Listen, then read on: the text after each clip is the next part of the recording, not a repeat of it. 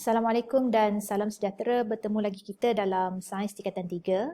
Okey, hari ini kita akan masuk bab baru iaitu bab 7, tenaga dan kuasa.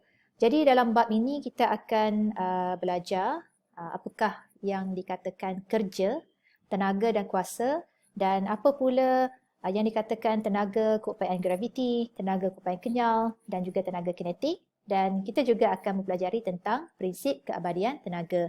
Tapi untuk hari ini, kita terlebih dahulu akan mempelajari subtopik 7.1. Jadi pelajar boleh merujuk kepada buku teks Sains Tingkatan 3 masing-masing pada muka surat 210.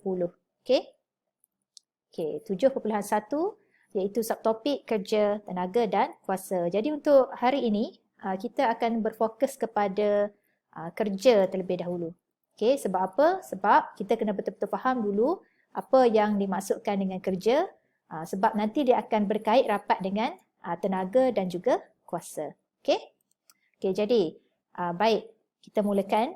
Jadi apakah yang dimaksudkan dengan kerja?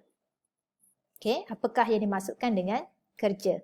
So, di dalam sains, kerja didefinisikan sebagai hasil darab daya dan sesaran dalam arah daya. Okey, dekat sini kerja, dia gunakan simbol W. W ni adalah work. Okey, untuk kita senang faham, work, kerja kan. Lepas tu, macam mana kita nak mengira kerja? Kerja ni adalah hasil darab. Hasil darab apa? Hasil darab daya. Okey, waktu tahun lepas, waktu anda di tingkatan 2, sebenarnya anda telah belajar dalam bab 7, iaitu daya dan gerakan. Di mana daya ni kita faham adalah tolakan dan tarikan yang kita kenakan ke atas sesuatu objek. Okey, kenapa kita kenakan daya ke atas sesuatu objek? Sebab kita nak gerakkan objek tu. Okey, jadi pergerakan objek tu tadi mestilah dia melalui suatu jarak kan? Jadi jarak yang dilalui itu tadi kita panggil sesaran. Jadi untuk lebih faham apa yang dimaksudkan dengan sesaran, kita tengok dekat info sains ni, kat sebelah ni. Sesaran ialah jarak yang dilalui oleh sesuatu objek yang kita kenakan daya tadi mengikut arah tertentu. Okay, dia mesti kena ada arah. Okay, jarak yang dilalui itu tadi akan ada arah. Okay, sama ada arah tu ke mana? Ke depan ke belakang ke kiri ke kanan ke? Okay, jelas? Jadi sekali lagi cikgu ulang, kerja ialah hasil darab di antara daya dan sesaran dalam arah daya. Okey, jadi dia punya rumus senang saja. Okey, seperti ini. W sama dengan F darab S. So sebenarnya W itu work, kerja. F ni force, daya. Okey, dan S tu adalah sesaran. Okey, mudah saja untuk kita faham apa itu kerja. Jadi sama tak definisi kerja dalam kehidupan seharian biasa dengan definisi kerja dalam sains? Okey, lebih kurang sama je lah kan? Okey, jadi sekarang kita tahu dah definisi kerja, kita dah faham. Jadi bagaimana kita nak mengukur kerja? Apakah unit SI bagi kerja? Jadi unit SI yang kita gunakan untuk kerja ialah joule. Okay, yang disimbolkan dengan J besar, J capital letter. Okey, macam biasa dengar perkataan joule ni. Ya, betul. Kita biasa jumpa perkataan joule ni dalam apa? Dalam pengiraan tenaga kimia dalam makanan, betul tak? Okey.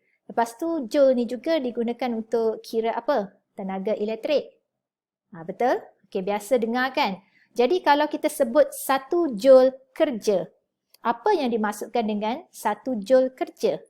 Jadi kat sini kita boleh faham bila kita sebut 1 joule kerja bermaksud kita telah menggunakan 1 Newton daya, 1 Newton daya untuk menggerakkan objek sejauh 1 meter dalam arah daya.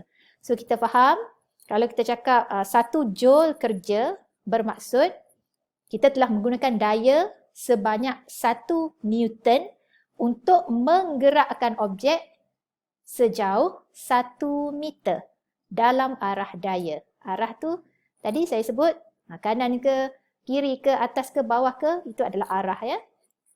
Jadi kita boleh rumuskan 1 joule akan bersamaan dengan 1 Newton meter.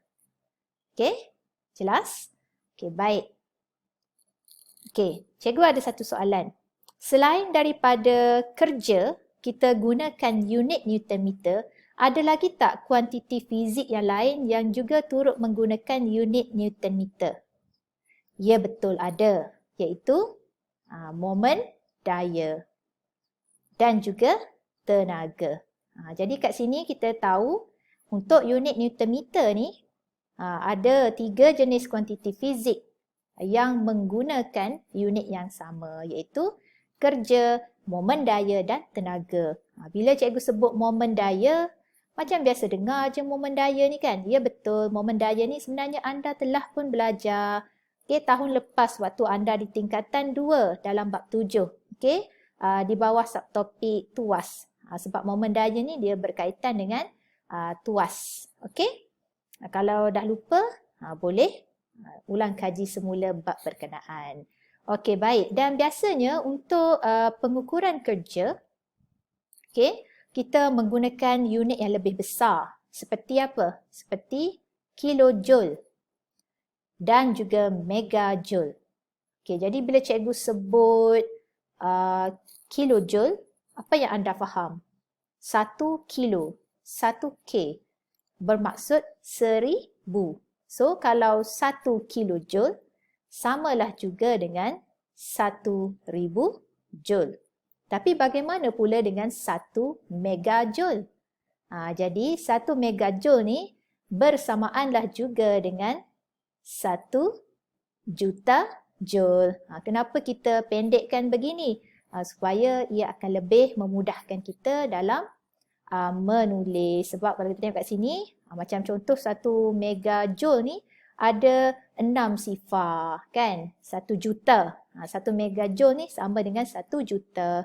Jadi untuk memudahkan penulisan, saintis menciptalah prefix seperti ini. 1 kilo, 1000. 1 mega sama dengan 1 juta. Okey, jelas? Okey, baik. Seterusnya kita akan tengok beberapa contoh pengiraan kerja dalam aktiviti harian. Sebagaimana kita dapat tengok pada aktiviti A ni menunjukkan gambar seorang wanita sedang mengangkat beban yang berat. Ini gambar ni menunjukkan cara yang betul lah untuk kita mengangkat beban yang berat, posture yang betul supaya kita tak mencederakan badan kita, terutamanya tulang belakang kita. Jadi apabila wanita ni dia mengangkat beban yang berat tu, jadi dia telah menggunakan daya yang melawan graviti. Sebab beban ni tadi, dia ada berat dia. Berat beban ni adalah 20 Newton. Jadi bila wanita berkenaan mengangkat beban, maka wanita tu turut sama menggunakan daya untuk melawan tarikan graviti iaitu 20 Newton. Jelas? Jadi kat sini dapat tengok, mengangkat objek setinggi 1 meter. Dengan daya 20 Newton. So, kita kenal pasti 1 meter ni adalah sesaran. Iaitu jarak di antara ban tu dengan lantai. Sebab beban ni diangkat dari lantai ke atas. So, jarak dia sesaran. Jarak yang dia lalui adalah 1 meter.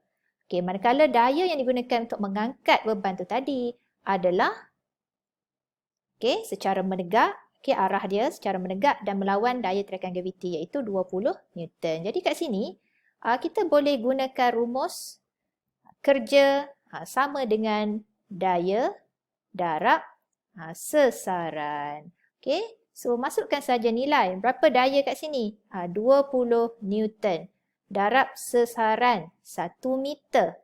So, kita dapat berapa? 20 Newton meter. Tadi kita dah belajar. 1 joule bersamaan juga dengan 1 Newton meter. Maka, 20 Newton meter bersamaanlah juga dengan 20 joule.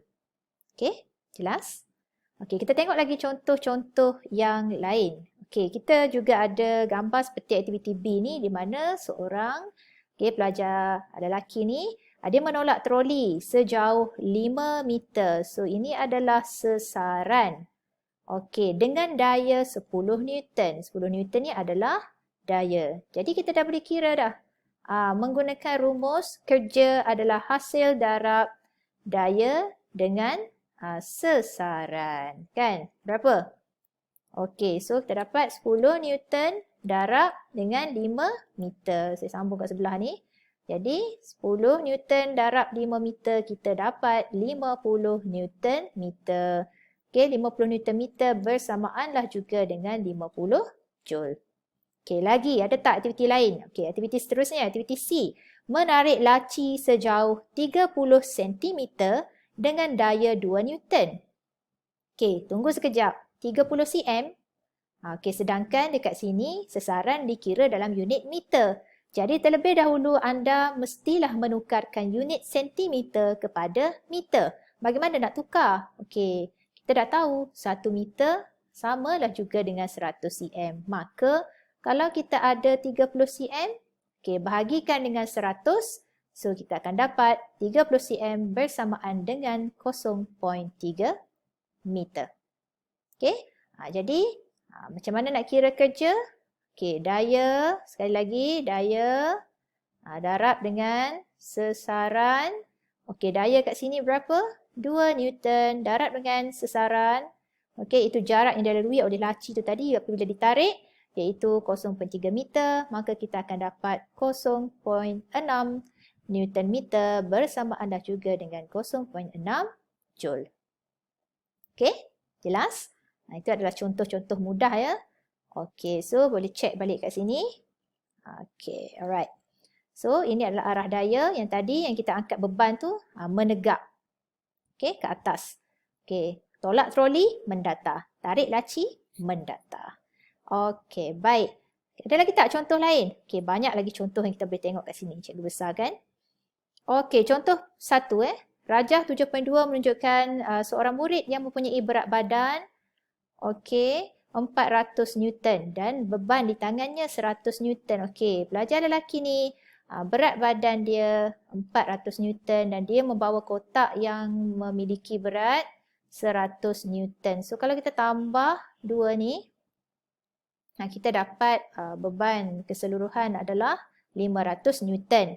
Okey, dia menaiki tangga dengan tegak. Okey, dia menaiki tangga yang memiliki ketinggian 3 meter. So 3 meter ni adalah apa? Sesaran. So kita boleh kira tak? Okey, dah boleh kira dah. Okey, kerja sama dengan daya.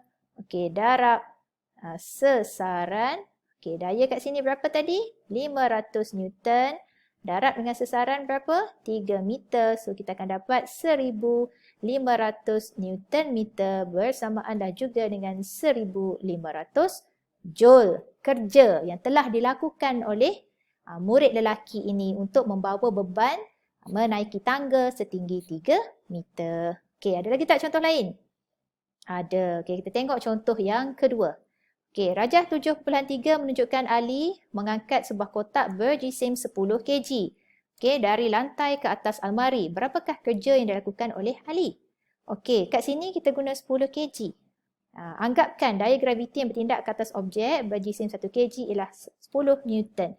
Jadi kita tahu 1 kg bersamaan dengan 10 Newton. Maka kalau kotak tu berat dia 10 kg, jisim dia 10 kg, okay, maka kita akan dapat berat kotak tu adalah 100 Newton.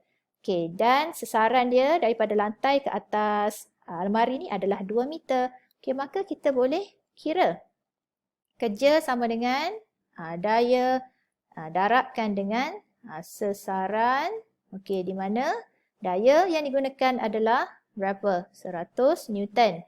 Darab dengan sesaran 2 meter, maka kita akan dapat 200 Newton meter bersamaanlah juga dengan 200 Joule. Maka Ali telah melakukan kerja sebanyak 200 Joule untuk mengangkat kotak dari lantai ke atas almari. Okey. So untuk contoh berikutnya ni, sila bincang bersama dengan rakan-rakan dan juga guru anda. Okey, jadi setakat ini saja dulu hari ini. Nanti kita akan sambungkan untuk tenaga dan kuasa pada pembelajaran berikutnya. Okey, sekian, terima kasih. Selamat belajar.